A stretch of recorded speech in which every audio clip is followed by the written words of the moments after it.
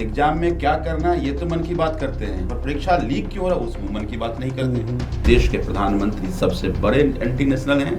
देश के प्रधानमंत्री इस देश के नेशनल यूनिटी के सबसे बड़ी खतरा है।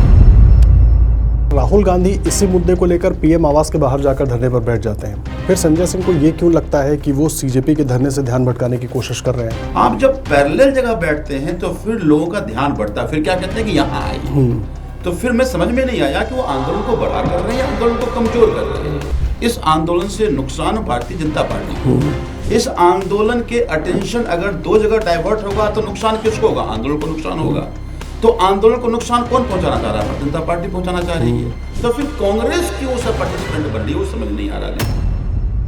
अगर वो प्रधानमंत्री के गेट तक पहुंच जा रहे हैं, पूरे इसकी जो इंटेलिजेंस सिस्टम है उसको पता नहीं चला, सिक्योरिटी अलर्ट हुआ होगा, कैसे पहुंच जाते हैं। तब लगा कि कहीं कोई योजना तो नहीं है और इस योजना में कहीं गुपचुप कहीं भागीदारी तो नहीं। तो फिर राहुल गांधी अलग क्यों जा रहे हैं? दिल्ली में कोई दूसरी जगह कोई आंदोलन का स्थल बन जाएगा तो आंदोलन कमजोर होगा ना। तो हम ये कह रहे हैं कि अगर आप इस तरह से पैरेलल प्रोटेस्ट करके आंदोलन कमजोर करने की साजिश न करें, आप आइए जंतर मंतर। कौन रोक रहा है आपको? किसी ने रोका है क्या? हमने कहा कि राहुल गांधी जंतर मंतर नहीं आएंगे। तो राहुल गांधी जंतर मंतर जब नहीं आते हैं, जब एड्रेस नहीं करते हैं, तो सवाल खड़ा होता है। अरविंद केजरीवाल के पुराने वीडियोस याद दिलाए जाते हैं। जेनजी को लेकर वो बार बार जेनजी को भड़काने की कोशिश करते रहे, नेपाल का उदाहरण देकर, श्रीलंका का उदाहरण देकर। ये एक इमेज बनाने की कोशिश हो रही है। फिर तो बीजेपी को मानना चाहिए कि उनका जो लोकप्रियता है वो अब नौजवानों में नहीं है। 20 तारीख के पहले ये डिमांड थी कि शिक्षा मंत्री का इस्तीफा होना चाहिए, लेकिन 20 तारीख को जो कुछ भी हुआ, अब वही नौजवान उसी जंतर मंतर पर कहता है कि मोदी हटाओ, देश बचाओ। देश के गृह मंत्री कितनी बार अयोध्या जाकर के भगवान राम के सामने खड़े होकर के कहा कि प्रभु आपका नाम लेकर के हमने कितनी सरकारें बना ली, आपका बहुत बहुत धन्यवाद। एक बार भी नहीं गया। आखिर ऐसा क्या हुआ कि दिल्ली की जनता ने आम आदमी पार्टी को उखाड़ फेंका? 1% का फर्क है भारतीय जनता पार्टी और हमारे वोट से। एक बार बहुत अहंकार आ गया था अरविंद केजरीवाल की सरकार में, या खुद अरविंद केजरीवाल। 2015 में एक ऐसी मैंडेट मिला जो देश की जनता ने कभी देखी नहीं थी। क्या बीजेपी आम आदमी पार्टी का झगड़ा पर्सनल हो गया था? नहीं, उनको डर लगता है। हम सबकी पूरी कोशिश थी कि ये गठबंधन रहे और गठबंधन मिलकर के चुनाव लड़े। अरविंद केजरीवाल ने तो खूब कोशिश करी। अरविंद केजरीवाल ऐसा लगा कि एकदम से दिल्ली को उन्होंने छोड़ दिया, वो पंजाब शिफ्ट हो गए हैं। चुनाव हारने का मतलब क्या जनता से दूर हो जाना था? दिल्ली में ही हमेशा रहे, ये भारतीय जनता पार्टी का नैरेटिव है। फायदा तो हो रहा है ना? देखिए, बात इस आंदोलन से, छात्रों के इस आंदोलन से 2011 में आंदोलन हुआ, उसका फायदा बीजेपी को हो गया। आज ये पेपर लीक बड़ा विषय है, बच्चों का भविष्य बड़ा विषय है, और ये सरकार के नकारापन के कारण है, सरकार के अहंकार के कारण है, तानाशाही रवैये के कारण है। तो मुझे लगता है उसके तोड़ने के लिए अगर नौजवान सड़कों पर है और उससे अगर नुकसान भारतीय जनता पार्टी को हो रही है तो अपोजिशन को फायदा होगा। हमारी हार से ज़्यादा वोट कांग्रेस को मिले हैं और जानवे ऐसे प्रत्याशी खड़े किए ताकि आम आदमी पार्टी का वोट कट जाए। तो जुगलबंदी दिल्ली में भी दिखी थी, तो भी हमें डर लगता है कि जुगलबंदी यहाँ भी हो गई है। ये अपने तरीके से अपनी बात रखना जानते हैं और रख रहे हैं। तो मैं मानता हूँ कि बहुत कंपोज्ड आपको नहीं दिखता होगा, लेकिन आंदोलन में स्पिरिट बहुत है, एंगर बहुत है। एक्चुअली देश को आगे बढ़ाने की बात करता हो तो उसको फ़ायदा होगा। ऑब्वियस है कि एक का नुकसान दूसरे को फ़ायदा तो होगा ही होगा। जो लोग आज सड़कों पर हैं वो जो बात कह रहे हैं उनकी बात कब सुनी जाएगी, और नहीं सुनी जाएगी तो फिर उसका परिणाम क्या होगा। नमस्कार, द जनपथ न्यूज़ पर आपका स्वागत है। आपके साथ मैं हूं आदर्श झा। जंतर मंतर से लेकर दिल्ली की राजनीति, पंजाब में क्या चल रहा है सियासी खेल, और जंतर मंतर को उठ रहे सवालों पर जवाब देने के लिए इस वक्त हमारे साथ मौजूद हैं दिल्ली के बुराड़ी से लगातार 2013 से विधायक संजीव झा जी। संजीव जी, बहुत स्वागत है आपका द जनपथ न्यूज़ पर। कोई समय आपका ज़्यादा ख़राब नहीं करूंगा। शुरुआत पॉडकास्ट की सीधा और बिल्कुल स्ट्रेट सवाल से।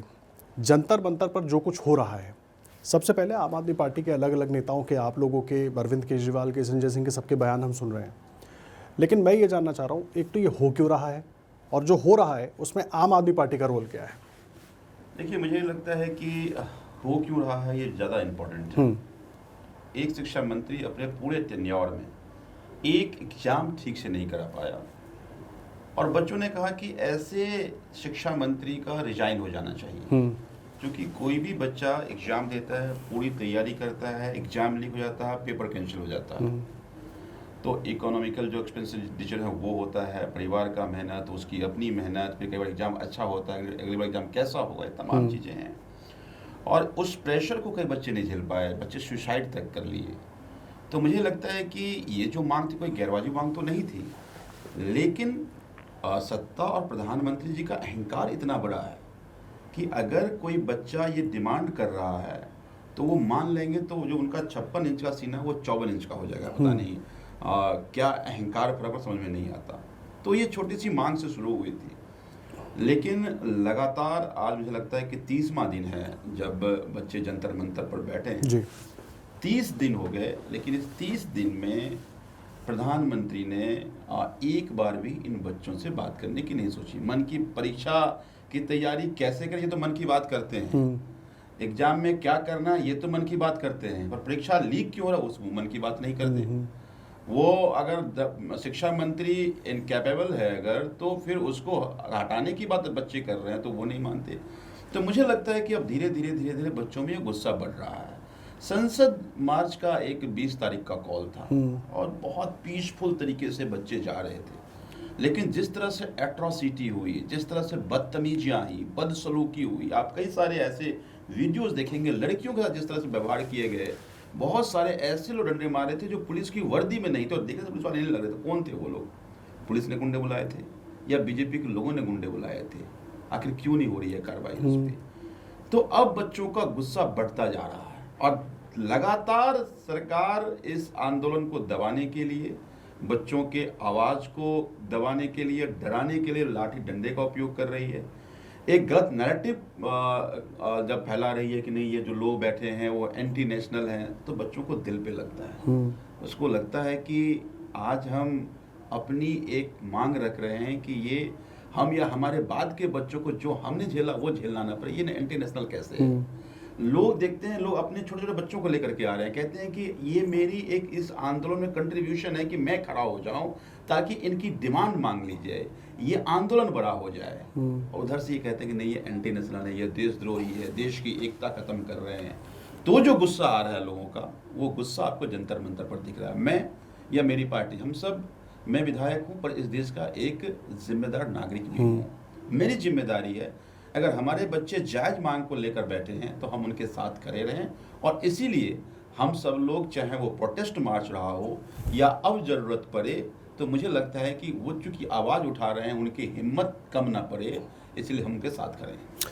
ठीक है, आप उनके साथ खड़े हैं क्योंकि उनकी हिम्मत कम ना पड़े। लेकिन फिर अगर राहुल गांधी इसी मुद्दे को लेकर पीएम आवास के बाहर जाकर धरने पर बैठ जाते हैं, फिर संजय सिंह को ये क्यों लगता है कि वो सीजेपी के धरने से ध्यान भटकाने की कोशिश कर रहे हैं? अच्छा, एक बात बताइए आप कि ये पूरा आंदोलन 30 दिन से चल रहा है और ये 30 दिन से जो आंदोलन चल रहा है उसमें इस देश के वो सभी बच्चे जिनको ये लगता है कि हमारी फ्यूचर प्रभावित हो रहा है या आगे ऐसा ना, उसको लेकर बैठे हुए हैं। सोनम जी का लगातार अनशन 23वां या 24वां दिन के अनशन का है आज। एक बार राहुल गांधी क्यों नहीं आकर के जंतर मंतर से एड्रेस कर दिए कि आपकी मांग जायज और मैं आपके साथ खड़ा हूँ। 20 तारीख का इतना बड़ा संसद मार्च का यात्रा था, कहीं शामिल हो जाते? आपको कहीं नहीं देखा होगा। उसके बाद भी कभी जंतर मंतर उनको आज, जबकि लोग ये कह रहे हैं कि 20 तारीख को 4 से 5 लाख लोग दिल्ली के सड़कों पर था। तो मुझे लगता है कि राहुल गांधी वहाँ क्यों नहीं दिखे? फिर जब एक जगह ये आंदोलन चल रहा है तो फिर उनको, आप संसद में प्रोटेस्ट कर रहे हैं, संसद में भेजा है आपने, आप जाके संसद घेर लीजिए, आप जाके प्रधानमंत्री के ऑफिस के संसद के अंदर जाकर बैठ जाइए, उनको प्रधानमंत्री जाकर के बात कीजिए। आप जब पैरेलल जगह बैठते हैं तो फिर लोगों का ध्यान बढ़ता है, फिर क्या कहते हैं कि यहाँ आइए। तो फिर मैं समझ में नहीं आया कि वो आंदोलन को बड़ा कर रहे हैं या आंदोलन को कमजोर कर रहे हैं। तो मुझे ये लगता है कि फिर मनसा पे सवाल खड़ा होता है, क्योंकि इस आंदोलन से नुकसान किसको है? इस आंदोलन से नुकसान भारतीय जनता पार्टी को है। इस आंदोलन के अटेंशन अगर 2 जगह डाइवर्ट होगा तो नुकसान किसको होगा? आंदोलन को नुकसान होगा। तो आंदोलन को नुकसान कौन पहुंचाना चाह रहा है? भारतीय जनता पार्टी पहुंचाना चाह रही है। तो फिर कांग्रेस क्यों उसका पार्टिसिपेंट बन रही है, वो समझ नहीं आ रहा देश को। इसीलिए हमने, हमारे सभी नेताओं ने कहा कि क्या ये एक जुगलबंदी या कोई प्लान था? एक बात बताइए, आप जाइए प्रधानमंत्री के आवास के इर्द फटकने नहीं दिया जाएगा। राहुल जी Z+ प्रोटेक्टी हैं। अगर वो प्रधानमंत्री के गेट तक पहुंच जा रहे हैं, ये पूरे इसकी जो इंटेलिजेंस सिस्टम है उसको पता नहीं चला, सिक्योरिटी अलर्ट हुआ होगा, कैसे पहुंच जाते हैं। तब लगा कि कहीं कोई योजना तो नहीं है और इस योजना में कहीं गुपचुप कहीं भागीदारी तो नहीं है, और इसलिए हमने सवाल उठाया। लेकिन ये कैसी सियासत है आप लोगों के बीच? एक तरफ इंडिया गठबंधन आप लोग बनाते हैं, सब एक साथ घूमना फिरना शुरू कर देते हैं, एक दूसरे के लिए बयान देना शुरू कर देते हैं। फिर ऐसे मौके जब आते हैं जब वाकई छात्रों को ज़रूरत थी कि क्या आम आदमी पार्टी हो, क्या कांग्रेस पार्टी हो, मैं तो कहता हूँ बीजेपी भी हो, बीजेपी के भी नेता हो, तमाम विपक्ष, पूरा विपक्ष, कम से कम सबको एकजुट होकर छात्रों का हौसला उस तरीके से बढ़ाना चाहिए था। ठीक है, आप अलग अलग एजेंडा ले सकते हैं कि सामने वाला व्यक्ति जो मंच पर बैठा है आप उसको लेकर जोड़ सकते हैं, कोई प्रोपेगेंडा कोई बात कह सकते हैं, लेकिन मुद्दा तो छात्रों का है। पूरे विपक्ष को एकजुट होना चाहिए था। वहाँ पे पब्लिक में परसेप्शन ये जा रहा है कि क्रेडिट की लड़ाई शुरू हो गई है। राहुल गांधी गूंज यात्रा निकाल रहे थे, उनको लग रहा है, ऐसा चल रहा है कि कांग्रेस को लग रहा है कि भाई सीजेपी के साथ आम आदमी पार्टी जुड़ गई है, उनको ज़्यादा क्रेडिट मिल रहा है। तो अब आम आदमी पार्टी को लग रहा है कि राहुल गांधी क्यों पीएम आवास पर बैठ गए, उनको क्रेडिट ज़्यादा मिल रहा है। ये माहौल बन रहा है, जंतर मंतर एकजुटता नहीं दिख रही है बेसिकली। जंतर मंतर के मंच पे सभी पॉलिटिकल पार्टी के लोग आ रहे हैं। हम तो नहीं कह रहे कि आंदोलन मैं चला रहा हूँ या आम आदमी पार्टी चला रही है, हम ये कह रहे हैं कि हम साथ खड़े हैं। इसी तरह से देश के अलग अलग, समाजवादी पार्टी के लोग आए, RJD के लोग आए, NCP के लोग आए, शरद पवार जी खुद चल करके आए थे, शिवसेना उद्धव जी ठाकरे भी वहाँ पर आए थे। अलग अलग पॉलिटिकल पार्टी के लोग वहाँ पहुँचे हैं और जो भी मंच पे पहुँचता जाकर एड्रेस कर रहा है। जब मंच पे जाते हैं, पता नहीं आप उस आंदोलन में गए हैं कि नहीं गए, लोगों को बड़ी खुशी होती है कि नहीं ये पार्टी में मेरे साथ खड़े। राहुल गांधी क्यों नहीं पहुंच रहे हैं? ये कौन कह रहा है? ये तो कांग्रेस कह रही है ना कि आम आदमी पार्टी का आंदोलन। उनका तर्क है पवन खेड़ा को भेजा हमने, पवन खेड़ा वहाँ गए थे। तो फिर राहुल गांधी अलग क्यों जा रहे हैं? राहुल गांधी खुद भी आ जाए ना। हम ये कह रहे हैं कि आप आइए, हम धन्यवाद करेंगे। हम कह रहे हैं कि इन बच्चों का, ये हमारा आंदोलन नहीं है, हम कहीं क्रेडिट नहीं ले रहे हैं कि हमारा आंदोलन है या हमने आंदोलन खड़ा किया है। ये आंदोलन इस देश के जेनजी ने, इस देश के नौजवानों ने खड़ा किया जो प्रभावित हो रहे हैं। और ऐसे में और लगातार पेपर लीक मुद्दा है, कौन उठाती रही है, अलग अलग पार्टियां उठाई है। राहुल गांधी कई जगह सभा कर रहे हैं, तो वहां क्यों नहीं पहुंच रहे हैं? वहां क्यों नहीं पहुंच रहे हैं? अगर आप मान लीजिए दिल्ली में कोई दूसरी जगह कोई आंदोलन का स्थल बन जाएगा तो आंदोलन कमजोर होगा ना। तो हम ये कह रहे हैं कि अगर आप इस तरह से पैरेलल प्रोटेस्ट करके आंदोलन कमजोर करने की साजिश न करें, आप आइए जंतर मंतर। कौन रोक रहा है आपको? किसी ने रोका है क्या? हमने कहा कि राहुल गांधी जंतर मंतर नहीं आएंगे। तो राहुल गांधी जंतर मंतर जब नहीं आते हैं, जब एड्रेस नहीं करते हैं, तो सवाल खड़ा होता है। देखिए, किसी भी कीमत पे ये आंदोलन जेनजी का है, ये आंदोलन नौजवानों का है, और अगर आप उनके साथ खड़े हैं तो उनके साथ आपको दिखना चाहिए, फिर कोई नया प्लेटफॉर्म तैयार नहीं करना चाहिए, मेरा ये मानना है। तो क्या इस मुद्दे को लेके राहुल गांधी में, कांग्रेस पार्टी में, आम आदमी में खटास पड़ गई है या वाकई लग रहा है कि एकजुटता नहीं हो पाएगी? मैं इसलिए पूछ रहा हूँ क्योंकि मानसून सत्र चल रहा है, सभी दलों के नेता मिल रहे हैं, खास करके विपक्ष के नेता तो संसद में मिल ही रहे हैं, बातचीत हो ही रही होगी। संजय सिंह जी के वीडियोस हमने देखे, वो सदन के बाहर बिल्कुल गेट पर, मुझे लगता है शायद मकर द्वार के बाहर वो काफ़ी नाराज़ नज़र आए इसी मुद्दे को लेके और नारेबाजी भी करते रहे। चंद्रशेखर आज़ाद वहीं पर धरने पर बैठ गए हैं। कोई बातचीत नहीं हो रही है क्या विपक्ष में? बहुत बड़ा मुद्दा है ये, और ऐसा मुद्दा नहीं है कि वो केवल दिल्ली के युवा के लिए है या बिहार के युवा के लिए है या पंजाब के युवा के लिए, पूरे देश के युवा के लिए। और देखिए, मुझे लगता है कि मैंने कहा कि सभी विपक्ष के लोग तो आ ही रहे हैं। पता नहीं राहुल जी को क्या प्रॉब्लम है, तो राहुल जी बताएंगे, मैं उनका स्पोक्स पर्सन नहीं। संसद में कम से कम एक स्ट्रैटेजी, मैं पूरे विपक्ष की बात कर रहा हूँ, आप लोग भी उसमें एक्टिवली इन्वॉल्व हैं। संसद में एक स्ट्रैटेजी होती है। अपोजिशन राहुल गांधी है तो वो जवाब देंगे कि उनको बताना चाहिए। मेरी जिम्मेदारी जिसके लिए है, आम आदमी पार्टी या अरविंद केजरीवाल जी की जिम्मेदारी जिसके लिए, वहाँ हम खड़े हैं और अंतिम सांस तक खड़े रहेंगे, क्योंकि वो बच्चे जायज मुद्दों को लेकर, जायज बात को लेकर बैठे हैं। जनतंत्र में अहंकार सत्ता का नहीं होना चाहिए, सत्ताधीशों का नहीं होना चाहिए। तो मुझे लगता है कि इस तरह का अहंकार आप पाल लोगे कि नहीं, हम बात नहीं करें चाहे कुछ भी हो जाए, तो फिर उस अहंकार को टूटना जरूरी है। और इस अहंकार को आप देखिएगा, मैं आपके पॉडकास्ट में कह के जा रहा हूँ, वही नौजवान बच्चे, वही जेनजी जो वहाँ बैठे हुए हैं जंतर मंतर पर, वो इनके अहंकार को तोड़ के जाएंगे। आप कह रहे हैं जेनजी इनका अहंकार तोड़ेगा, लेकिन उधर का जो दूसरा पक्ष है वो ये कहता है कि ये पूरा जो सीजेपी का आंदोलन है फंडेड है आम आदमी पार्टी या मदद आम आदमी पार्टी कर रही है, कोर में आम आदमी पार्टी है। बार बार अभिजीत दिपके के संबंध बताए जाते हैं, उसको पोर्ट्रे करने की कोशिश होती है। अरविंद केजरीवाल के पुराने वीडियोज़ याद दिलाए जाते हैं कि सीजेपी माफ़ कीजिएगा जेनजी को लेकर वो बार बार जेनजी को भड़काने की कोशिश करते रहे, नेपाल का उदाहरण देकर, श्रीलंका का उदाहरण देकर। ये एक इमेज बनाने की कोशिश हो रही है। क्या फंडेड है सीजेपी या ये आम आदमी, ये पूरा प्रोटेस्ट आम आदमी पार्टी के द्वारा? अगर ये 5 लाख या 7 लाख जो भी बच्चे दिल्ली आए, अगर अरविंद केजरीवाल जी के कॉल पे आते हैं तो स्वाभाविक तौर पर बाकी पार्टी पर सोचना चाहिए। फिर तो बीजेपी को मानना चाहिए कि उनका जो लोकप्रियता है वो अब नौजवानों में नहीं है और लोग गुमराह नहीं होंगे। मैं बार बार कह रहा हूँ, देखिए एक बात तो जरूर है कि जेन जी ही इनके जो तमाम हिपोक्रेसी है और जिस तरह से देश को गुमराह करते रहे हैं, उस हिपोक्रेसी को भी और उस गुमराह करने की पॉलिटिक्स को भी खत्म करेगा, इसमें कोई दो मत नहीं है। और ये बात अरविंद केजरीवाल जी बार बार कहते रहे हैं कि जेन जी की बात सुन लेते ना आप। भाई मान लीजिए अरविंद केजरीवाल आप ही कह रहे हैं कि बार बार आगाह कर रहे हैं कि जेन जी की बात सुन लो, नहीं तो जेन जी आपकी सत्ता को उखाड़ फेंकेगी। सुन लेते आप अरविंद जी की बातें, फिर क्यों नहीं सुन रहे हैं? क्यों अहंकार है आपको इतना? तो इसलिए मैं कह रहा हूँ कि आज ये आम आदमी पार्टी खरी जरूर है उनके साथ, और आम आदमी पार्टी नहीं खरी है। मैंने आपको पहले ही कहा, और आप सबके पास तो सारे रिकॉर्ड हैं कि अब बहुत सारी पार्टियां जंतर मंतर पर आकर उनके साथ खड़ी है, और खड़ी होनी चाहिए। ये जिम्मेदारी है सभी पार्टियों का कि आज जब इस देश के नौजवानों ने, जब इस देश के जेन जी ने ठान लिया है कि इनकी नफरत की पॉलिटिक्स को, इनके अहंकार को, इनके लूट की पॉलिटिक्स को हमें ख़त्म करना है, तो हमारी जिम्मेदारी उनके साथ खड़े हैं, और हम उनके साथ खड़े हैं और हमेशा खड़े रहेंगे।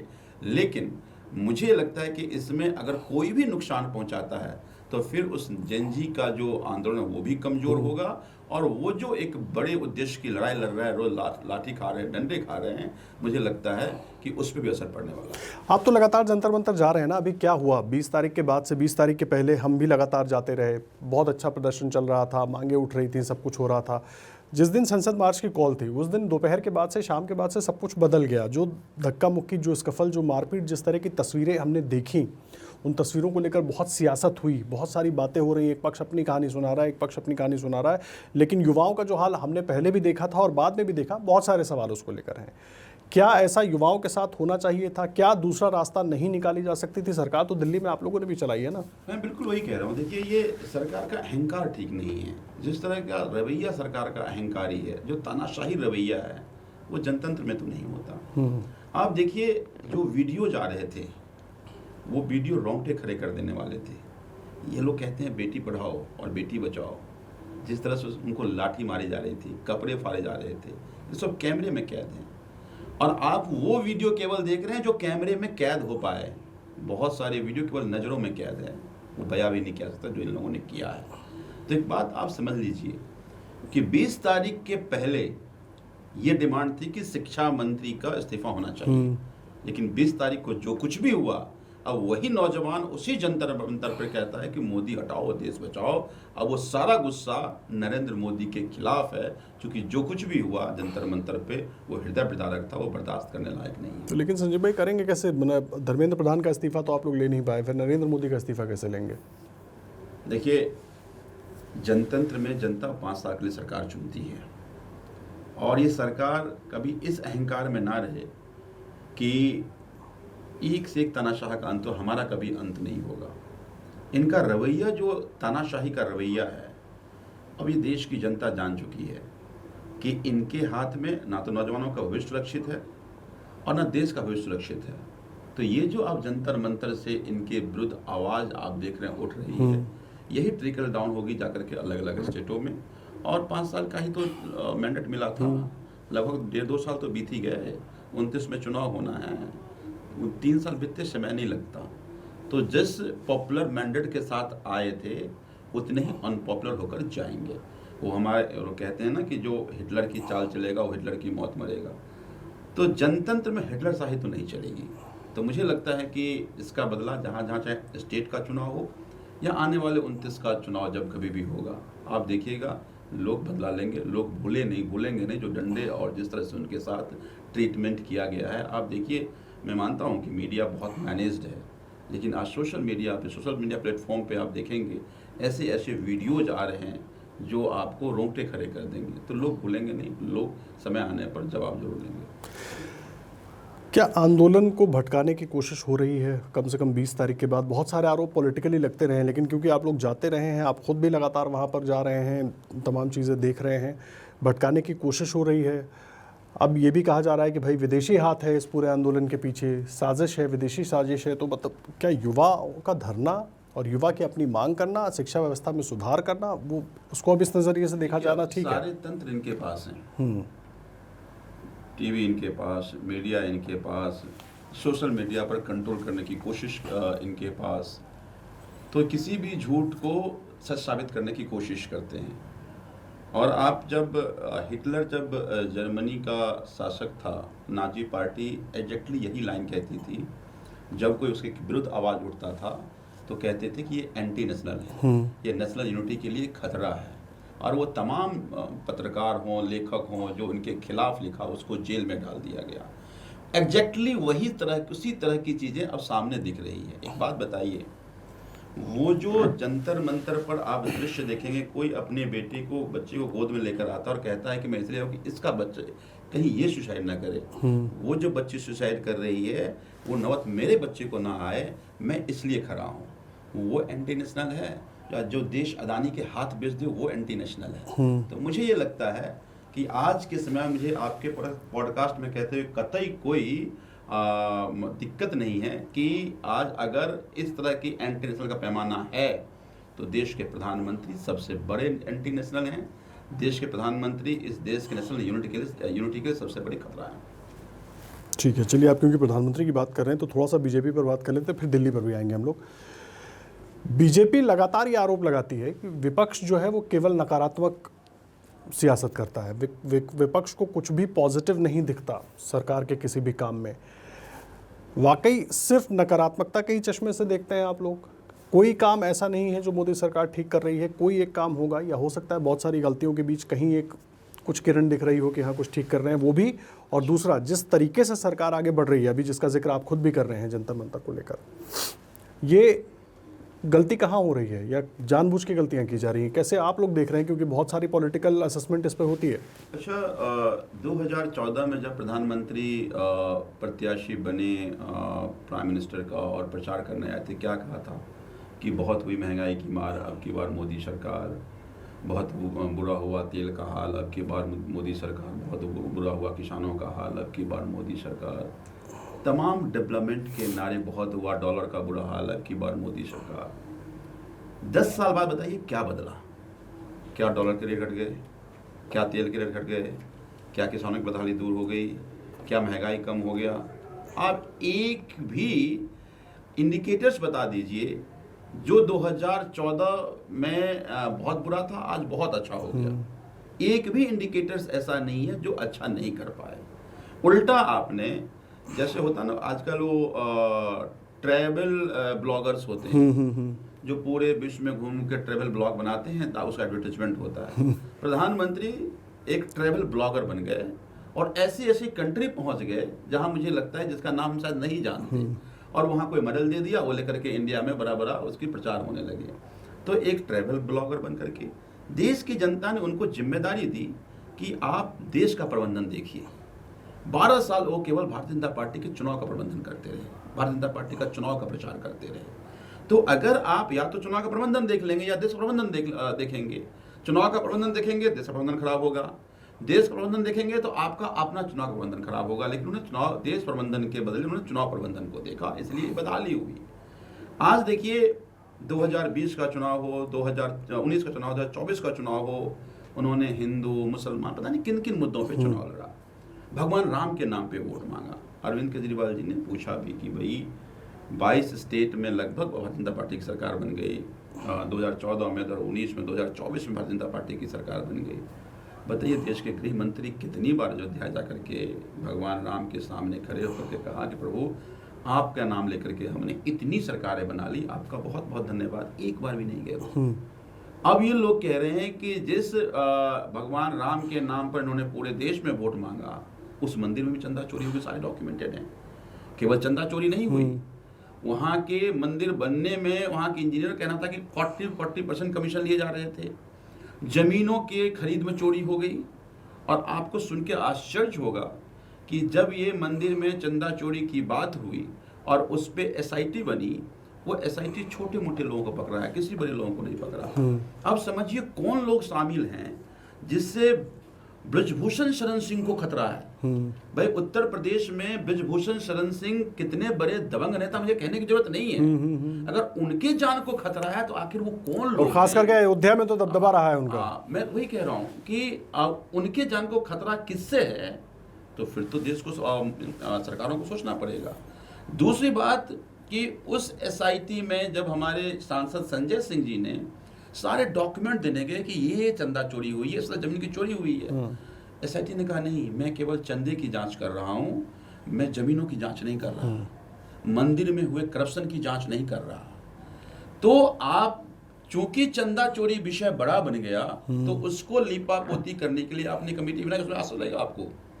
वो जो एसआईटी बनी, वो एसआईटी जिस एसीएस को रिपोर्ट कर रही है करेगी, वो एसीएस ट्रस्टी है उसमें, तो क्या एक कन्फ्लिक्ट ऑफ इंटरेस्ट नहीं है? तो इसका मतलब है कि आप चंदा चोरी के नाम पे आप लीपापोती करना चाह रहे हैं, चूंकि आप पकड़े गए हैं।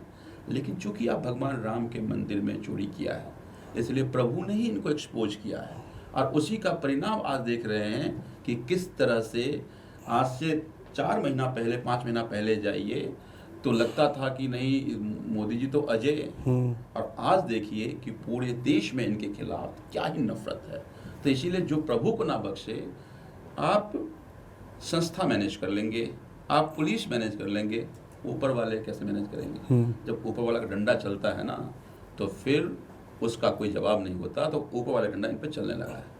ठीक है, आप नफरत की बात कर रहे हैं कि भाई जनता के बीच नफरत है, लेकिन मैं बड़ा समझना चाहूँगा, जनता के बीच नफरत होती है, जनता सरकारें बदलती रही है, लेकिन उसको सामने एक ऑप्शन चाहिए होता है।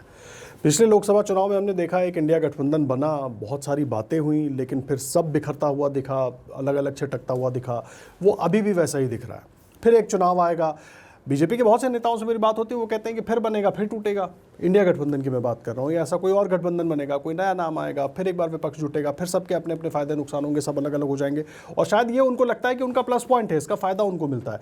तो वो जो सामने जनता को चाहिए, एक मंच चाहिए या एक ऐसा नेतृत्व चाहिए कि जो दिखना चाहिए, जब वो दिखेगा तब तो जनता किसी को बदलने की सोचेगी, ये उनका कहना है। इसलिए मैं सीधा सवाल पूछ रहा हूँ आप लोग से, वो एकजुटता ही जनता नहीं देख पा रही है। अच्छा, कई बार हम लोगों को भी लगता है कि आज बहुत अच्छा स्टेटमेंट है सबका मिलके, 3 दिन बाद कुछ और अलग अलग दिशाओं में जाने लगता है। अच्छा, एक बात बताइए, आपने ही कहा कि 2024 के चुनाव में एक बंधन बनता हुआ दिखा, फिर वो टूट गया, और भारतीय जनता पार्टी कहती थी हम 400 पार कर जाएंगे, लेकिन अपनी मेजॉरिटी का लाइन नहीं पार की। कैसे हुआ ये कोई पॉलिटिकल पार्टी के एकजुटता से भारतीय जनता पार्टी जीतेगी हारी ऐसा नहीं है। जनता की एक तो जीतेगी और जनता की तो हारेगी। जनता एकजुट हुआ, अपनी मेजॉरिटी पार नहीं कर पाए। मुझे लगता है कि आज नाराजगी किसके बीच में है? नाराजगी जनता के बीच में है, और नाराजगी जब जनता के बीच में है तो जनता अपने आप नेतृत्व चुन लेगी। तो और अलग अलग पॉलिटिकल पार्टियां इसलिए बनी क्योंकि आइडियोलॉजी सबकी अलग अलग थी। ये कोई भारतीय जनता पार्टी का गठबंधन नहीं है ना, उसमें एक ही नेता है नरेंद्र मोदी, बाकी किसी की हिम्मत नहीं है गठबंधन की जो उनकी यूनिट है एक शब्द बोलने। अब चिराग पासवान के चाचा पिछले अलायंस में हिस्सा थे, और इसी चिराग पासवान जी को सारे सामान बाहर फेंक दिया गया। अब लगा चाचा का काम का नहीं है तो भतीजा को उठा लिए, अब भतीजा अलायंस के हिस्सा हो गए। लेकिन इनकी अगर आज पूरा देश आप देखिए, नौजवान भारतीय जनता पार्टी नरेंद्र मोदी के खिलाफ खड़ा है। एक भी अलायंस पार्टनर एक बार ये बोल दे कि नहीं गलत हो रहा है, नहीं बोल पाएंगे। यहाँ कम से कम अलग अलग पार्टी अपने स्टैंड तो रख रही है ना, मुद्दे पे एकजुटता है हमारी। अगर आज सभी विपक्ष ये कह रहा है कि परीक्षा लीक बड़ा विषय था और परीक्षा लीक में धर्मेंद्र प्रधान का इस्तीफा होना चाहिए, मुद्दों पे एकजुटता है। बाकी हमारी आइडियोलॉजी अलग अलग, तभी तो अलग अलग बने, हम क्यों एकजुट हों? भाई हमारी आइडियोलॉजी अलग है। हम चाहते हैं देश में शिक्षा, आम आदमी पार्टी चाहती है देश में शिक्षा अच्छा हो, स्वास्थ्य अच्छा हो, वेलफेयर स्कीम अंतिम आदमी तक पहुँचे। इसी तरह से अलग अलग पार्टी के अपने अपने विषय हैं। लेकिन बात अगर देश की आ जाएगी, बात अगर संविधान की आ जाएगी, बात अगर जनतंत्र की आएगी, तो फिर एक साथ जो वॉइस देखते हैं आप दिखेगा और आगे भी दिखेगा। तो मुझे लगता है कि एकदम एक जैसा आवाज होना बहुत अच्छी बात नहीं है कि अगर मान लीजिए जो कांग्रेस के उसी में हम हाँ मिला दें। नहीं, हाँ मिलाना नहीं, एकजुटता होनी चाहिए मुद्दे पर एकजुटता होगी। मुद्दे हम कह रहे हैं, भाई कांग्रेस भी कह रही है, हम ये कह रहे हैं कि अगर आप कह तो रहे हैं लेकिन जो कर रहे हैं वो ठीक नहीं है। जो कह रहे हैं अगर वही करना चाहते हैं तो इन नौजवानों के साथ खड़े हो जाइए। आप अलग कोई एजेंडा चलाने लगेंगे तो आंदोलन कमजोर होगा। तो इसीलिए आज अगर पेपर लीक विषय है सबके लिए और सब अलग अलग फोरम पे बात भी कर रहे हैं, तो मुझे लगता है कि ये जो 2000 कोई भी चुनाव का परिणाम क्या आएगा, इसलिए नहीं कि हम एकजुट हो जाएंगे और जनता एकजुट नहीं होगी। जरूरी है कि जनता कैसे एकजुट हो, और वो 2024 में करके दिखाई है वो। तो मुझे लगता है कि 2029 आते आते आप देखेंगे कि आप ही कहेंगे हाँ ये नेतृत्व करता है, आप ही कहेंगे कि हाँ वास्तव में इन्होंने बहुत बुरा किया है। वो सब आपको समय आने पर अपने आप दिख जाएगा। एक धर्मेंद्र प्रधान के इस्तीफे से, मैं बड़ा ट्रिकी सवाल कर रहा हूँ, इसका जवाब आप देंगे फिर मैं उस पर आऊँगा। एक धर्मेंद्र प्रधान के इस्तीफे से क्या बदल जाएगा? देखिए, मैं एक विधायक भी हूँ, सरकार का हिस्सा भी रहा हूँ। जब कोई एक मंत्री काम करता है उसका अपना एक इकोसिस्टम होता है, और मान लीजिए एक बार वो इकोसिस्टम फेल हो गया, अगर मान लीजिए इकोसिस्टम में लीक है तो हमेशा लीक रहेगा ना। अगर आप बदल देते हैं तो हो सकता है कि नया जो व्यक्ति आएगा वो ज़्यादा जिम्मेदारी से काम करेगा कि हमसे वो गलती ना हो जाए। ये जो नया इकोसिस्टम जो आएगा हो सकता है कि वो उसमें लीक ना हो, तो हो सकता है चीज़ें ठीक हो जाए। और फिर अगर काम खराब करोगे तो तुमको बख्शा नहीं जाएगा, ये मैसेज जाना चाहिए। आज लोग तरह तरह की बातें कर रहे हैं, कहते हैं कि ऐसा रिश्ता क्या है धर्मेंद्र प्रधान जी का प्रधानमंत्री से कि धर्मेंद्र प्रधान का इस्तीफा नहीं ले रहे हैं, कि क्या कोई लेन देन का नहीं, वो विषय तो 12 साल में एक भी इस्तीफा बीजेपी सरकार में जहाँ तक मुझे याद है नहीं हुआ। तो मैं कहता हूँ कि आज इतना बड़ा आंदोलन भी कभी नहीं हुआ। अगर इतना बड़ा आंदोलन हो रहा है तो जनतंत्र में जनता का विल इंपॉर्टेंट है या आपका अहंकार इंपॉर्टेंट है? तो अगर जनता का विल ये है, अगर ये बच्चे, भाई हम कॉन्स्टिट्यूशन कहते हैं कि we the people of India are supreme, तो अगर वो जनता, जिस जनता ने आपको चुना, वो कह रहा है कि ये शिक्षा मंत्री ठीक नहीं है, इसको बदल दिया जाए, आपका अहंकार क्यों इतना बड़ा है? और आपका अहंकार इतना बड़ा है तो फिर आप जनतांत्रिक नहीं है, फिर आप डेमोक्रेटिक तरीके से चुन के तो आए, बट अब आज अनडेमोक्रेटिक हो गए, आज आप तानाशाह हो गए, और तानाशाही जनतंत्र के लिए ठीक नहीं है। और इसलिए जब इस तरह की तानाशाही होगी, इस देश की जनतंत्र की बुनियादी इतनी मजबूत है कि लोग मुंह तोड़ जवाब देते हैं, और वही जवाब आप जंतर मंतर के सड़कों पर आपको देखने को मिल रहा है। ठीक है, मैं उसी में जाना चाह रहा था, आपने उसका कुछ हिस्सा तो टच किया, लेकिन बड़ा सवाल ये है कि सिस्टम, मंत्री के नीचे एक बहुत बड़ा सिस्टम काम करता है। पेपर छपता कहीं है, पहुंचता कहीं है, जाता कहीं है। पेपर बनाने के लिए या पेपर करवाने के लिए एनटीए जैसी एजेंसियां बनाई गई जिनकी बहुत बड़ी जिम्मेदारी है, लेकिन वो एजेंसियां फेल हो रही हैं। बात सिर्फ इस्तीफे के साथ ऐसी होनी चाहिए कि एजुकेशन सिस्टम में वो रिफॉर्म आए कि छात्र हमारा चैन की नींद सो पाए, कम से कम कि जो तैयारी की है वो जाके परीक्षा में लिख पाए, ये ना सोचे कि लिखने के बाद दोपहर को निकलेंगे पता चलेगा पेपर लीक हो गया है। अच्छा, तो वो रिफॉर्म कौन करेगा? मंत्री का कर्मचारी या शिक्षा मंत्री? आपको पॉलिसी में चेंजेस लाने पड़ेंगे ना। एनडीए का सवाल आज से नहीं उठ रहा है, एनडीए का सवाल जब से एनडीए बना तभी से उठ रहा है। हाँ। जिस एजेंसी को आप एग्जाम कराने दे रहे हैं उसके खिलाफ लगातार आवाज उठ रहा है, लेकिन आप सुन नहीं रहे हैं। आपको आश्चर्य होगा, एक व्यक्ति जो मध्य प्रदेश सर्विस कमीशन के चेयरमैन बने, वहाँ विवाद हुआ। छत्तीसगढ़ सर्विस कमीशन के चेयरमैन बने, वहाँ विवाद हुआ। उनके बाद उनको प्रमोशन यूपीएससी चेयरमैन बना दिया, वहाँ विवाद हुआ। उसके बाद उनको प्रमोशन करके फिर आप एनटीए का चेयरमैन बना दिया। तो एक व्यक्ति जो लगातार पिछले 15-20 साल से विवादित है, आप उसको जिम्मेदारी क्यों बार दे रहे हैं? तो इसका मतलब कोई ना कोई मिली भगत है ना। ये लीक कहाँ से हो रही है पता अगर आपको नहीं चल रहा है तो फिर आपको शिक्षा मंत्री रहने का अधिकार नहीं होना चाहिए ना आपको फिर। तो देखिए, ये कोई, अगर आप जो कह रहे हैं कि अगर रिफॉर्म लाना है तो रिफॉर्म कोई कर्मचारी नहीं ला सकता, रिफॉर्म तो लीडर लाएगा ना। तभी मैं कह रहा हूँ कि अगर रिफॉर्म नहीं ला पा रहे तो आप इनकेपेबल हैं। अगर आप इनकेपेबल हैं तो इस देश के लाखों बच्चों का भविष्य सुरक्षित है, और इस बच्चों का भविष्य सुरक्षित नहीं है तो देश कैसे सुरक्षित है? भाई देश कैसे आगे बढ़ेगा? आप अदानी का आगे बढ़ने से देश बढ़ेगा क्या? इस देश के करोड़ों बच्चों के अच्छा करने से देश आगे बढ़ेगा। तो बच्चे तो बुरे करेंगे, दो चार आपके दोस्त अच्छा करेंगे तो देश तो कमजोर होगा ना इससे। इसलिए मुझे लगता है कि शिक्षा मंत्री अगर इनकैपेबल हैं, उसका दुष्परिणाम निश्चित देखने को मिल रहा है। बदल किसी और व्यक्ति जिम्मेदारी दीजिए, अगर वो ठीक करेगा तो उसकी चीज़ें ठीक हो जानी चाहिए। तो क्या लग रहा है, सरकार चर्चा करेगी? लोकसभा में आप लोग चाह रहे हैं, पूरा विपक्षी चाह रहा है, और जाहिर सी बात है चर्चा इस पर होनी चाहिए। हम सब भी चाह रहे हैं, सारे छात्र भी चाह रहे हैं, चर्चा होगी जिस रूप में हम लोग चाहते हैं या युवा चाहता है कि चर्चा हो, खुलकर इस पर बात हो।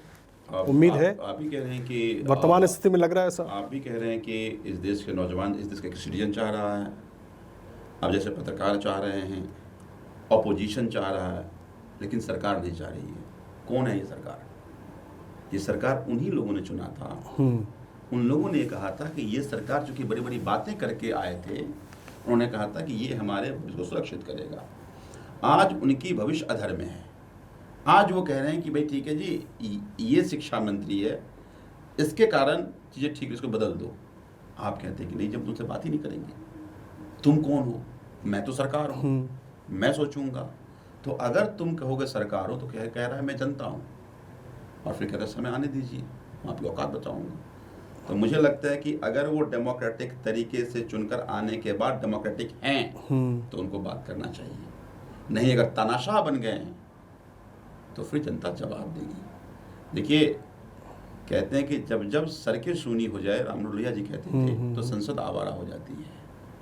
तो ये जो जनता मतलब लोग देख रहे हैं ना, ये चुने हुए लोग, ये चुनी हुई सरकार आवारा ना हो, उनको सबक सिखाने के लिए खड़ी है। एक सवाल, लेकिन इन सब के बीच देखिए, छात्रों के साथ जो हो रहा है, छात्र जो अपनी मांग रख रहे हैं, बातचीत के जरिए भी सुलझाया जा सकता था। हालांकि अलग अलग वक्त में अलग अलग सरकारें हमने देखी। आप लोग तो रामलीला आंदोलन से जुड़े रहे। रामलीला कितना लंबा वो आंदोलन चला, हम लोग खुद उसको कवर करते रहे। उस वक्त अलग अलग चैनलों में हम सब थे, हम कवर करते रहे। फ़र्क कहाँ दिख रहा है इस CJP के आंदोलन में और उसमें फ़र्क क्या है उस वक्त? देखिए, बड़ा ही अच्छा संयोग है, 2011 में आंदोलन शुरू हुआ था और 3 साल बाद चुनाव होना था। अभी 2026 में आंदोलन शुरू हुआ और 29 में इलेक्शन होना है।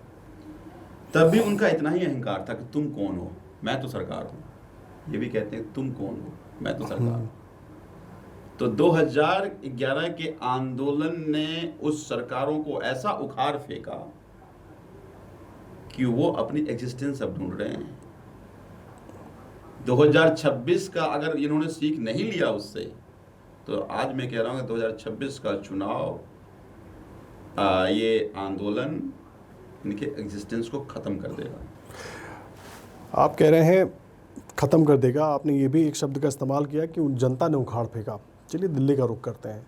आखिर ऐसा क्या हुआ कि दिल्ली की जनता ने आम आदमी पार्टी को उखाड़ फेंका? वो भी तब जब आम आदमी पार्टी ने इतना सब कुछ देने की बात की, दिया भी, बताया भी। कहाँ चूक हो गई? मैं नहीं मानता कि कोई उखाड़ फेंका। आप 1.5% का फ़र्क है भारतीय जनता पार्टी और हमारे वोट शेयर में। एक बात। दूसरी बात कि दिल्ली का चुनाव जिस तरह से हुआ सबके सामने है। हम लोग चीखते रहे, चिल्लाते रहे। अरविंद केजरीवाल जी नई दिल्ली से चुनाव लड़ते हैं। अरविंद केजरीवाल जी पिछली बार लगभग 22,000 वोट से जीते थे। अरविंद केजरीवाल जी के कॉन्स्टिट्यूएंसी में 45,000 वोट काट दिए गए और अरविंद केजरीवाल जी की वोट का मार्जिन लगभग 4,000 के करीब है। और ना केवल 45,000 वोट काटे गए, बल्कि 6-7 नए वोट बनाए भी गए। और कैसे कैसे बने, हमने पूरा एग्जाम्पल दिया कि किस MP के घर में कितने वोट बने हैं। हमने पूरा दस्तावेज हमने इलेक्शन कमीशन को दिया। शाहदरा एक कॉन्स्टिट्यूंसी में एक BJP का एक BLA 11,000 वोट काटने की लिस्ट दे दी और 11,000 वोट काट दिए गए। वो हमने सारी जानकारी इलेक्शन कमीशन को घर वाइज दिया, उसको मीडिया ने चलाया, लेकिन इलेक्शन कमीशन ने हमारी नहीं सुनी। जिस तरह से पुलिस खड़े होकर के लोगों के घर में पैसे बंटवा रहे थे, पूरे, चाहे इलेक्शन कमीशन हो, चाहे दिल्ली पुलिस हो, सारी संस्थाओं का ऐसा मजाक बनाया और उसका तांडव पूरे दिल्ली ने देखा और हमारी जीत की हार के 1% रहा। तो मुझे लगता है, देखिए, आज जो चुनाव हो रहा है वो चुनाव कोई पैरेलल नहीं है। एक तरफ पार्टी जिसके पास सारे संसाधन, सारी ताकत, सारी संस्थाएं, और दूसरी तरफ जो अपोजिशन उसके पास कुछ भी नहीं है, केवल उसके पास लड़ने का जज्बा है। तो आज देखिए, मान लीजिए बंगाल में चुनाव था या पंजाब में चुनाव है, पहले कौन जा रहा है? ED जा रहा है, CBI जा रहा है, सारे हमारे विधायक के पास, मंत्री के पास। एक MP के यहाँ रेड हुआ, उसके कुछ दिन बाद हमारे एक और MLA मंत्री उनके यहाँ रेड हुआ। वो रेड हुआ, BJP में शामिल हो गए, उनके यहाँ कभी दूसरा रेड नहीं हुआ। हमारे जो मंत्री हैं वो इनकी बात नहीं माने, उनके यहाँ 3 बार रेड हुआ और आज वो जेल में बंद है। तो आप ED संस्था के जरिए पहले डराने की कोशिश करते हैं, फिर उसके बाद ट्रक का ट्रक पैसा जाता है, पैसे बांटते हैं। फिर उसके बाद आप जाकर के चुनाव लड़ने के लिए तमाम तरह की मीडिया का, तमाम तरह की संस्था का आप प्रोपेगेंडा करते हैं, झूठ का प्रोपेगेंडा करते हैं, फिर जाकर चुनाव लड़ते हैं आप। SIR के नाम पर देखिए क्या हुआ बंगाल में। SIR के नाम पर 27 लाख वोट ऐसे काट दिए जो जेन्युइन था। और हैरत है कि अपेक्स कोर्ट ने ये कहा कि अगर जीत हार का मार्जिन अगर मान लीजिए वोट काटे हुए से कम रहेगा तो हम वहाँ चुनाव करा लेंगे, यहाँ तब सुनेंगे। ऐसे 32 कॉन्स्टिट्यूंसी है जहाँ हार मार्जिन वोट कटने से जो हार की मार्जिन है वो कम रहा है। तो अगर मान लीजिए इलेक्शन कमीशन नहीं सुनेगा आपका, संस्था तमाम जो फंक्शनल यूनिट है डेमोक्रेसी के, वो अगर आपको अनहीड छोड़ देगा फिर तो बड़ी मुश्किल हो जाएगी। तो दिल्ली में हारे नहीं, हमें ज़बरदस्ती हराने की साजिश की गई। नहीं ठीक है, देखिए सियासत के बाद एक पॉलिटिकल पार्टी जो लंबे वक्त से रहती है सत्ता में, चाहे मैं केंद्र का भी उदाहरण ले लूँ, तो नाराज़गी कहीं ना कहीं कुछ ना कुछ पब्लिक के बीच, जनता के बीच होती है। कहीं तो चूक हुई होगी, अब तो बहुत लंबा वक्त हो गया, कुछ तो असेसमेंट आप लोगों ने किया होगा। एक आरोप लगता है बहुत अहंकार आ गया था अरविंद केजरीवाल की सरकार में या खुद अरविंद केजरीवाल ने। देखिए 2015 में एक ऐसी मैंडेट मिला जो देश की जनता ने कभी देखी नहीं थी। 2020 में कमोबेश वही रिपीट किया, 2020 में सारे हथकंडे अपना लिए। 2020 में गृह मंत्री आते थे, क्या ही कम्युनल भाषण देते थे, इनके लोग क्या क्या नहीं बोला, लेकिन उसके बावजूद लोगों ने आम आदमी पार्टी को वोट किया। अब इनको लगा आम आदमी पार्टी को हराना इतना आसान नहीं है। पता नहीं आपने एक मूवी थी देखा है कि नहीं देखा, सरकार राज मूवी था, अमिताभ बच्चन थे। उसमें बड़ा अच्छा एक डायलॉग था, बोला कि सरकार को मारना है तो पहले उसके सोच को मारो, सरकार अपने आप मर जाएगा, वरना सरकार इतना पॉपुलर है तुम उसको मार ही नहीं सकते, खत्म कर ही नहीं सकते। वही शुरुआत बीजेपी ने किया कि सो कॉल एक एक्साइज घोटाला के नाम से एक घोटाले की बात कही। उस घोटाले को 3 साल तक सभी टीवी में ब्रेकिंग न्यूज चलता रहा कि घोटाला हो गया, घोटाला हो गया, घोटाला हो गया। क्या क्या एलिगेशन टीवी चैनल्स ने नहीं लगाए। 18 महीना मनीष सिसोदिया जेल में रहे, 22 महीना संतन जैन जेल में रहे, 6 महीना मुख्यमंत्री रहते हुए अरविंद केजरीवाल जेल में गए, जिसको बाद में कहा कि ये तो केस ही इलीगल था, डिटेंशन ही इलीगल था। 6 महीना जेल में, जो वो तक हुआ जब चुनाव के नज़दीक थे। तो पहले खूब बदनाम किया, फिर सभी नेताओं को जेल में बंद कर दिया ताकि किसी तरह से काम प्रभावित हो। फिर सुप्रीम कोर्ट के फैसले के बावजूद की चुनी हुई ताकत सरकार के पास होनी चाहिए, उन्होंने LG को सारा ताकत, कानून सारा ताकत दे दिया। तो पूरी 5 साल कोशिश किया, किसी तरह से काम में बाधा आते रहे, काम में संकट आते रहे, बदनाम करने की पूरी कोशिश करती है, वो कहीं ना कहीं ट्रिकल डाउन हुआ। तो एक कारण वो था, और दूसरा कारण था कि इन्होंने जबरदस्ती हराने की साजिश की। वो 2 कारण से कारण आपने दिल्ली में परिणाम देखा। लेकिन आप लोगों के ही पुराने सहयोगी हैं जो अलग अलग तरीक़ों से अलग अलग सवाल उठाते रहे हैं। स्वाति मालीवाल हैं, अब तो राघव चड्ढा भी उसी लीग में शामिल हो गए हैं। इन लोगों ने बहुत आरोप लगाए कि केजरीवाल जी जो है बड़ा अहंकार में आ गए हैं, मतलब वो राजा वाली इमेज आ गई है, और इसीलिए शायद शीश महल को बीजेपी ने बहुत मुद्दा बनाने की भी कोशिश की, शीश महल बताने की कोशिश की उनके घर को। वाकई ऐसा था? अब देखिए, अब तो हम कह रहे हैं कि वो जो जिसको मुख्यमंत्री आवास को आपने शीश महल का खोल के दिखा दो जनता को क्या है उसमें। चुनाव से पहले संजय सिंह जी गए सभी मीडिया को लेकर, कहा कि इसको खोलो, हम दिखाते हैं कि स्विमिंग पूल कहाँ पे है, जितनी तुम बातें, पता नहीं क्या क्या बातें कर रहे थे, वो सब कहाँ है। तब तो नहीं खोला उन्होंने। और मुझे लगता है कि जब बात मुख्यमंत्री आवास की हो तो एक ही मुख्यमंत्री क्या होना चाहिए। देखिए CAG ऑडिट कर रही है केवल दिल्ली के मुख्यमंत्री के आवास की, तो छत्तीसगढ़ की आवास की भी हो जाती। गुजरात के मुख्यमंत्री जब थे प्रधानमंत्री, तब जो बनाया था उसकी भी हो जाती। भाई मुख्यमंत्री, अगर आप सभी स्टेटों के मुख्यमंत्री आवास जो बने हैं उसकी तुलना दिल्ली के मुख्यमंत्री आवास से करते, लोगों को लगता है कि फेयर चीज़ें, या प्रधानमंत्री आवास बना रहे हैं, दिल्ली के मुख्यमंत्री आवास बनाया था, दोनों की तुलना कर लेते कि कैसा है, तो समझ में आता कि भाई क्या अच्छा है क्या बुरा है। आपने उसको पॉलिटिकल टूल बनाया कि एक मुख्यमंत्री आवास को अरविंद केजरीवाल का घर बना। आज भी लोगों को पूछेंगे तो लोग लगता है कि अरविंद केजरीवाल ने अपना घर बनाया था। आज भी लोग इतना प्रोपेगेंडा किया गया उसका। तो मुझे ये लगता है कि एक झूठा प्रोपेगेंडा का प्रपंच रच करके, चूंकि आपके पास प्रचार के सारे तंत्र है, आपने झूठ फैलाने की कोशिश की। आप जिन नेताओं की बात कर रहे हैं, एक बात बताइए कि उनको आम आदमी पार्टी से पहले कितने लोग जानते थे, और जब ये आरोप लगा रहे हैं, ये आरोप कब लगा रहे हैं, रहते हुए आरोप नहीं लगाया। ये आरोप तब लग रहे हैं जब वो बीजेपी में चले गए। जब बीजेपी में चले गए तो ये तो थोड़े कहेंगे कि नहीं हम इसलिए आए कि वो बहुत अच्छे लोग थे, मैं बुरा था। वो तो कहेंगे मैं अच्छा था, वो बहुत बुरे लोग थे। तो मुझे लगता है कि ये सब अपने अपने कन्वीनियंस के हिसाब से अपने स्टेटमेंट भी, अपनी पोजीशन भी बदलते रहते हैं। और मुझे लगता है कि ये चीज़ें भाई भारतीय जनता पार्टी से जब लड़ते हैं आप, तो आपको ये तैयार रहना पड़ेगा कि आपके पे ऐसे ऐसे प्रपंच किए जाएंगे जिस प्रपंच से आपको कमज़ोर करने की कोशिश की जाएगी। देखिए अरविंद केजरीवाल डे वन से कहते हैं कि अगर आपको जेल जाने से डर लगता है तो पार्टी छोड़ दीजिए।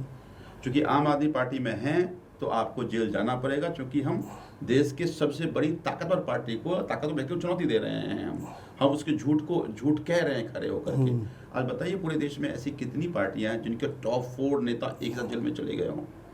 भाई हम तो छोटी पार्टी हैं, हमारा एक क्या विधायक। बीजेपी आम आदमी पार्टी का झगड़ा पर्सनल हो गया था?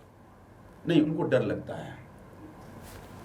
क्या होता है कि एक कोई साधु बड़ी बड़ी बात करने का दम भर रहा हो, या कोई व्यक्ति, और है वो मूर्ख, है वो नासमझ, और कोई आदमी कह दे कि ये नासमझ है, उसको लगता है मैं पकड़ा गया। तो कोशिश पहले जिसने नासमझ का उसको किससे ख़त्म कर दूँ।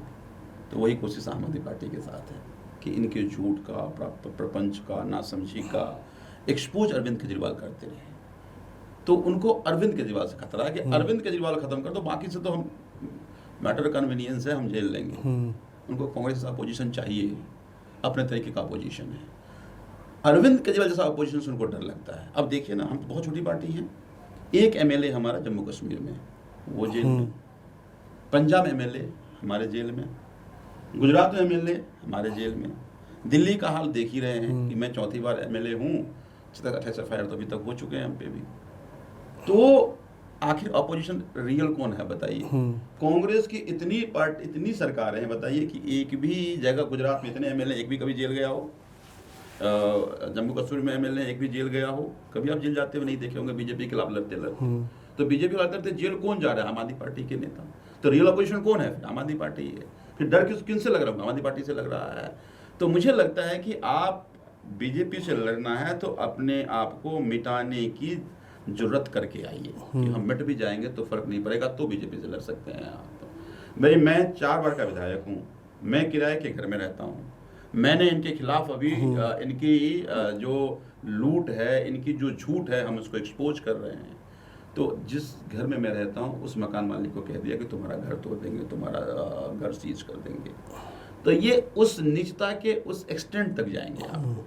तो फिर आपको अपनी आपको उस तरह से बना करके रखना पड़ेगा। तो जितने लोग गए उनको जेल जाने से डर लगता था, वो जेल नहीं जा सकते हैं, तो पार्टी बदल ली। और ऐसे ढेरों एग्जाम्पल है, जितने भी लोग पार्टी बदल लिए हैं उसमें से ज़्यादातर लोगों को भारतीय जनता पार्टी ने पहले कहा कि ये महाकरप्ट लोग। जो ही पार्टी बदल लिए, बीजेपी चले गए, वो सब कुछ ठीक हो गया। तो आज भारतीय जनता पार्टी में मुझे लगता है ज़्यादातर वही लोग जा रहे हैं जो करप्ट हैं या गलत काम करता, ताकि बच जाएंगे। जो अपोजिशन में है वो लड़ने की मादा रखता है, वो इनसे डरता नहीं है। लेकिन अब इस पे देखिए, मुझे याद आ गया, बहुत देर से मैं भूला बैठा था। कुछ दिन पहले संजय झा जी से मुलाकात भी हुई थी और उनका सार्वजनिक बयान भी था। इंडिया गठबंधन को लेके बोल रहे थे, महत्वाकांक्षाओं की बात हो रही है, सबकी अपनी अपनी पॉलिटिकल महत्वाकांक्षा है। क्यों उनके तरफ से आरोप था कि नीतीश कुमार को कन्वीनर ममता बनर्जी और अरविंद केजरीवाल ने नहीं बनने दिया, और वहीं से शुरुआत हो गई कि इंडिया गठबंधन बनेगा नहीं, वो टूटेगा या बिखरेगा। संजय जी क्या बोलते हैं, संजय जी की जिम्मेदारी है। मतलब नीतीश जी ने तो कभी नहीं कहा है, तो अब वो क्यों कहा वो जाने। हम सबकी पूरी कोशिश थी कि ये गठबंधन रहे और गठबंधन मिलकर के चुनाव लड़े। अरविंद केजरीवाल जी ने तो खूब कोशिश करी।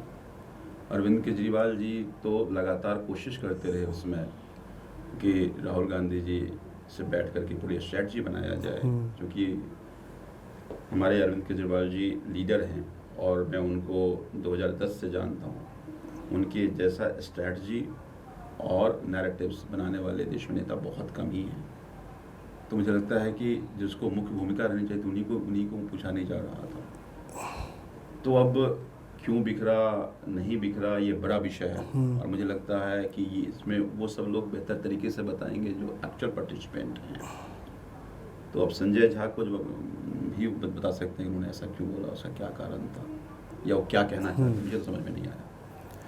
एक बहुत जनता के बीच हम लोग जाते हैं, हमारी कोशिश होती है हम ज़्यादा ग्राउंड रिपोर्ट करें, दिल्ली की जनता से भी बहुत बात करते हैं। दो सवाल हैं। पहला तो मैं ये जानना चाहूँगा, क्या आम आदमी पार्टी महिला विरोधी है? आम आदमी पार्टी महिला विरोधी, ये कौन कह रहा है? नहीं, बहुत सारे लोग पूछते हैं कि भाई रेखा गुप्ता की सरकार पे जिस तरीके से आप लोग हमला करते हैं उसको महिला विरोध से जोड़ दिया जाता है कि बहुत सारे लोग उसको जोड़कर प्रोजेक्ट करने की कोशिश करते हैं। मैं तो मुख्यमंत्री से सवाल पूछ रहा हूँ, मेरी बड़ी रिस्पेक्ट है उनकी, लेकिन मुख्यमंत्री के तौर पर वो डिलीवर नहीं कर रहे हैं, या यूं कहें कि उनकी तुलना अरविंद केजरीवाल से हो रही है।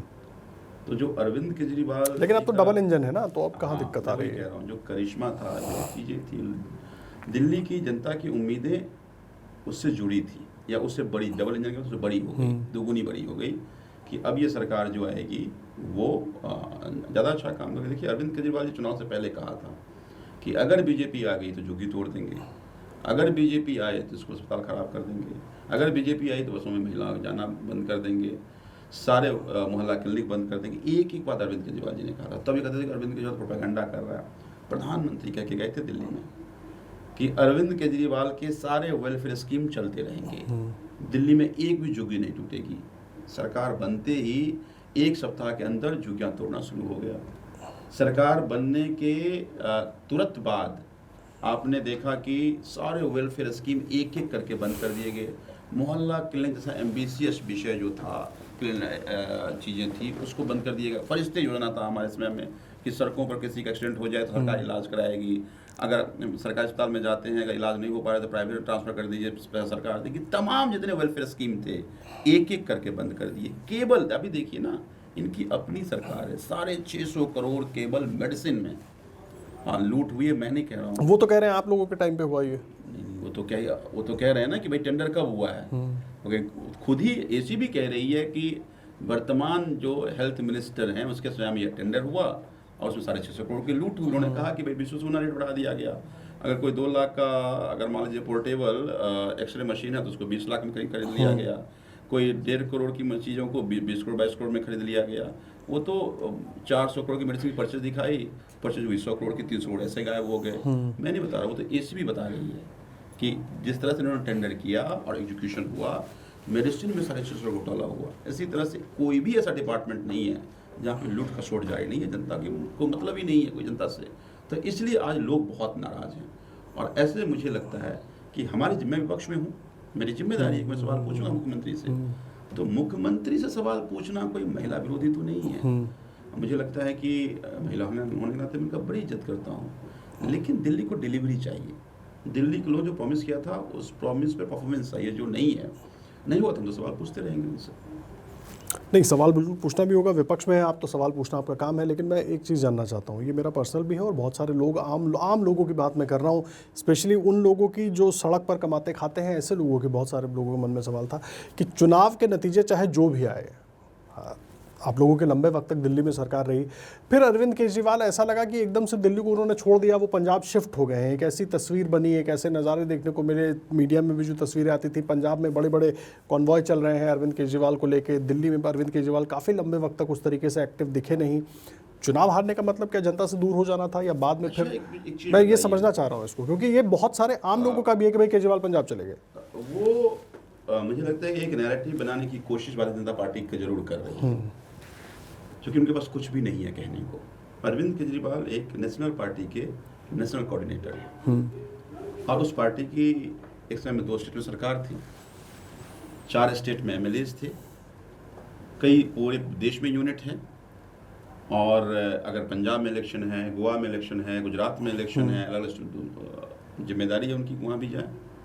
लेकिन इसका कतई मतलब नहीं है कि दिल्ली में अगर दिल्ली में झुग्गी तोड़ी गई तो अरविंद केजरीवाल ने जंतर मंतर पर झुग्गी के लिए आंदोलन किया। उन्होंने कहा कि झुग्गी तोड़ी जाएगी तो फिर यही लोग पार्लियामेंट में आकर के, स्टेट में आकर के बैठेंगे।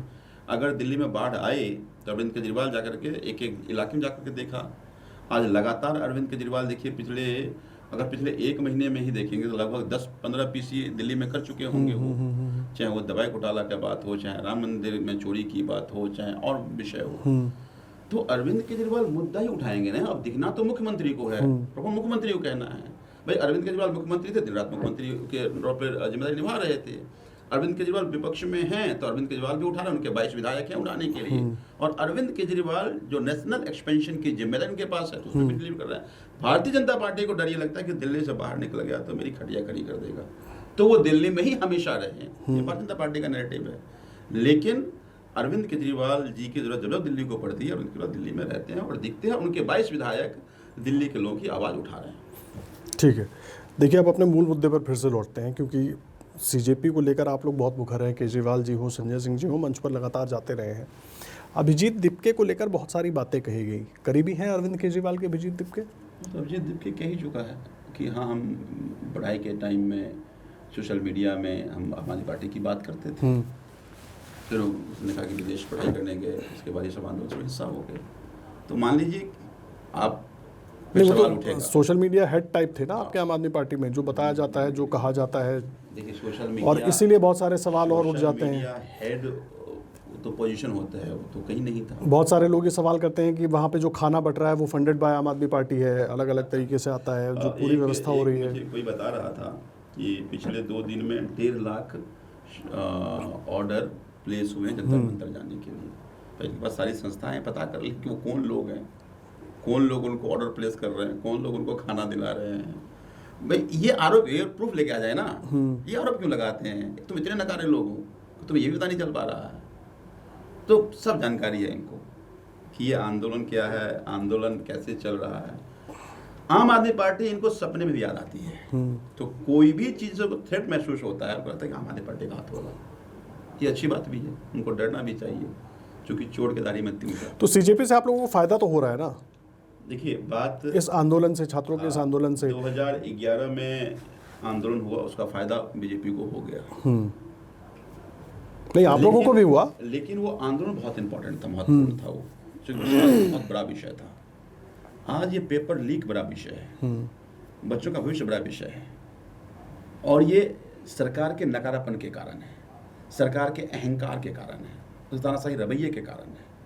तो मुझे लगता है उसके तोड़ने के लिए अगर नौजवान सड़कों पर है और उससे अगर नुकसान भारतीय जनता पार्टी को हो रही है तो फिर ऑपोजिशन को फायदा होगा। तो किसका फायदा किसका नुकसान ये आकलन करने का विषय नहीं है। इम्पोर्टेंट ये है कि डेमोक्रेसी में डेमोक्रेटिक तरीके से चुने हुए सरकार अनडेमोक्रेटिक ना हो जाए, वो कॉन्स्टिट्यूशन की अवहेलना न करने लगे, डेमोक्रेटिक प्रोसेस को वायलेट ना करने लगे, डेमोक्रेटिक इंस्टीट्यूशन को कंट्रोल ना करने लगे। ये बड़ा विषय है, और मुझे लगता है इस बड़े विषय अगर आज उठ रहा है तो साथ में खड़ा होना चाहिए। नहीं तो क्यों आप लोग ऐसा एक सामंजस्य नहीं बनाते? भाई संजय सिंह भी हैं संसद के अंदर, वहीं राहुल गांधी, प्रियंका गांधी से बात कर लें, तमाम अलग अलग विपक्ष के नेताओं से बात कर लें, एक साथ जब सारे मंच पर नजर आएंगे सीजेपी के। मेरा सवाल सुन लीजिए, एक बात, एक साथ जब सारे सीजेपी के मंच पर नजर आएंगे तो उसका प्रभाव छात्रों के बीच भी और सत्ता पक्ष के ऊपर भी जो पड़ेगा वो थोड़ा अलग पड़ेगा, ऐसा मुझे लगता है। बाकी आप लोग पॉलिटिक्स बहुत बेहतर जानते हैं। अच्छा एक बात बताइए, तो ये हमारी जिम्मेदारी किसकी है? आप सबकी है, मुझे लगता है आप सबकी, किसी की कम किसी की ज्यादा, लेकिन है आप सबकी। पूरे देश में इतनी बड़ी पार्टी है, इतने कोई कोशिश नहीं हुई कांग्रेस की तरफ से बात करने की आप लोगों से? लीडर ऑफ आप बताइए ना भाई, मीडिया से क्या छुपी हुई है? क्या कोई मीटिंग ऐसी हुई, मीटिंग बुलाया गया कभी कोई कैसे जेपी के मुद्दे पे क्या कैसे हमें रखना विषय आया है? नहीं, उल्टा जो दिखा परसों तरसों बहुत हास्यास्पद था। तब ऐसा लगा कि कमजोर करने की कोशिश तो नहीं की जा रही है। तब संजय जी ने आवाज़ उठाया कि भाई क्या ये प्रधानमंत्री की साजिश है? क्या कोई जुगलबंदी है? क्या दिल्ली में देखी ना जुगलबंदी, हम चुनाव करते क्यों हारे? जब तब मैं आता हूँ, एक विषय कांग्रेस भी थी। कांग्रेस, हम जितने सीटों पे हारे हैं उसमें 60-70-80% सीटों पर हमारी हार से ज़्यादा वोट कांग्रेस को मिले हैं, और जानवे ऐसे प्रत्याशी खड़े किए ताकि आम आदमी पार्टी का वोट कट जाए। तो जुगलबंदी दिल्ली में भी दिखी थी, तो फिर हमें डर लगता है क्या जुगलबंदी यहाँ भी हो गई क्या? तो मुझे लगता है कि ये जिम्मेदारी कांग्रेस की थी जो जिम्मेदारी नहीं निभाई। लेकिन मुझे लगता है कि हमारा विषय है कि वो आंदोलन कमजोर ना पड़े, हमारा विषय है कि उन बच्चों का मॉरल हिम्मत कम ना पड़े, या उन जो बच्चे सफ़र ना करें, हम उनके लिए करें। तो सीजेपी एक बड़ा मुद्दा है जिस पर हमारी बात लगातार जारी है। लेकिन संजीव जी, एक बात मैं आपसे जानना चाहूँगा यहाँ पे, आखिरी 1-2 सवाल ही है मेरे। अन्ना आंदोलन से आप लोग जुड़े रहे, जितना कंपोज, जितना सिस्टमैटिक वो आंदोलन था, सीजेपी का आंदोलन है, और 20 तारीख के बाद जिस तरीके से घटनाक्रम बदला, युवा आए, क्या थोड़ा जोशीले हैं, युवा में जोश ज़्यादा है इसलिए कुछ चीज़ें हम देख रहे हैं, या उस तरीके से भी आंदोलन संभल नहीं पाया, परिपक्वता की कहीं कमी है, या धीरे धीरे उस दिशा में बढ़ रहा है? नहीं, देखिए, मुझे लगता है कि ये आंदोलन जेन जी का आंदोलन है और ये बहुत क्लियर लोग हैं। इनको ना तो आप डरा सकते, ना बहुत डायरेक्ट कर सकते। ये अपने तरीके से अपनी बात रखना जानते हैं और रख रहे हैं। तो मैं मानता हूँ कि बहुत कंपोज्ड आपको नहीं दिखता होगा, लेकिन आंदोलन में स्पिरिट बहुत है, एंगर बहुत है, और मुझे लगता है बात रखने के तरीके भी अच्छे हैं। देखिए, आप 20 तारीख को जो एट्रोसिटी हुई और जिस तरह से इन नौजवानों ने समझ-बूझ दिखाई, वो काबिल तारीफ़ है। एक दो छोटी मोटी घटनाओं को छोड़ दीजिए तो 4-5 लाख लोग जिस तरह से इन लोगों ने एट्रोसिटी करी, अगर वो किसी दूसरा रूप लेता अगर तो बड़ा खतरनाक हो सकता था। तो इन लोगों ने समझबूझ भी दिखाई है, हाँ, लेकिन मुझे लगता है कि ये लोग अपने तरीके से मजबूती से और बहुत कोई डायरेक्शन लेके बात नहीं कर रहे हैं, क्योंकि उनको अपना गुस्सा है। उनको लगता है मैं अपनी बात कर रहा हूँ, मुझे डंडे क्यों मारे जा रहे हैं, आखिर मुझे सुनी क्यों नहीं जा रही है, मुझे एंटेंशनल कहा जा रहा है, मैं तो यहाँ मरने मिटने के देश के लिए तैयार हूँ, ये कौन लोग एंटी। तो जितना ये लोग नैरेटिव फेक चलाने की कोशिश कर रहे हैं, उनके अंदर का गुस्सा उतना बढ़ रहा है और उतनी एंगर उनमें, उनके नारों में दिखेंगे आपके, उनका अप्रोच में दिखेंगे आपको, और वो जिद बढ़ता जा रहा है कि अब तो कुछ लेकर के ही जाएंगे। तो मुझे लगता है कि ये जो आज के जो युवा हैं, जो जेन जी आप कहते हैं, हम कहते हैं, ये बहुत क्लियर हैं, अपने तरीके से बहुत सोच समझ के, बहुत सुन के नहीं आपका ऑर्डर लेंगे। वो अपने तरीके से बात रख रहे हैं, लेकिन बहुत मजबूती से रख रहे हैं, खुद के लिए बहुत कंपोज्ड हैं वो। और मैं तारीफ़ करूंगा कि जितनी फेक नैरेटिव, जितनी इनको उकसाने की कोशिश की गई, उसके बावजूद ये लोग जिस तरह से धैर्य पेशेंस के साथ डटे हुए हैं, वो काबिल तारीफ़ है। एक आखिरी सवाल, सीजेपी का सियासी नफ़ा नुकसान, देखिए अब सियासी पार्टी, आप लोग सियासी लोग हैं, कुछ भी कहें, लेकिन उसके सियासी मायने निकाले जाते हैं। वो चाहे आम आदमी पार्टी हो, कांग्रेस हो, उद्धव ठाकरे हो, जो कोई हो, ममता बनर्जी भी कह रही है हम भी आएंगे, तो सियासी नफ़ा नुकसान किस ओर जाता दिख रहा है? देखिए, मुझे लगता है कि किसी को तानाशाही बर्दाश्त नहीं होगी। कोई भी ऐसा सरकार जो डेमोक्रेसी को ही ख़त्म कर दे, डेमोक्रेटिक इंस्टीट्यूशन को ही ख़त्म कर दे, ऐसा पसंद नहीं होगा। तो मुझे लगता है कि ऐसे को उखाड़ कर जो डेमोक्रेसी में बिलीव करता हो, जो कॉन्स्टिट्यूशन में बिलीव करता हो, जो एक्चुअली देश के वेलफेयर के लिए बात करता हो, या एक्चुअली देश को आगे बढ़ाने की बात करता हो, तो उसको फ़ायदा होगा। ऑब्वियस है कि एक का नुकसान दूसरे को फ़ायदा तो होगा ही होगा। लेकिन मुझे लगता है कि ये जो माइंडसेट है प्रेजेंट गवर्नमेंट की, उस माइंडसेट के अपोजिट जो लोग आएंगे, तो मुझे लगता है कि उससे देश को फ़ायदा होगा, और ऑब्वियस उसको फ़ायदा होगा जो कॉन्स्टिट्यूशन बिलीव करता है, जो बार बार कॉन्स्टिट्यूशन की बात कर रहा है, डेमोक्रेसी की बात कर रहा है, उसको मान रहा है, वेलफेयर की बात कर रहा है, फिर लोग उसकी बात सुनेंगे। तो ऑब्वियस नफ़ा नुकसान तो हमेशा आंदोलन का होता है, और ये होना भी चाहिए। कि मुझे लगता है कि यही डेमोक्रेसी की खूबसूरती भी है कि अगर सत्ता में आकर के आपको ये लगे कि नहीं, मैं तो कभी जाने वाला नहीं हूँ, मेरी जो मर्जी है हम कर लेंगे, हम नहीं सुनेंगे तुम्हारी बातें, तो ऐसे लोगों को जाना चाहिए। और फिर जो उसके अगेंस्ट बात कर रहा है, मुझे लगता है उसको आना चाहिए। तो मुझे लगता है ये तो भविष्य बताएगा कि इसका फ़ायदा किसको होगा, नुकसान किसको आएगा। लेकिन मुझे लगता है कि सबसे इम्पॉर्टेंट आज ये है कि जो लोग आज सड़कों पर हैं, वो जो बात कह रहे हैं, उनकी बात कब सुनी जाएगी, और नहीं सुनी जाएगी तो फिर उसका परिणाम क्या होगा। मुझे लगता है ये बहुत इंपॉर्टेंट है।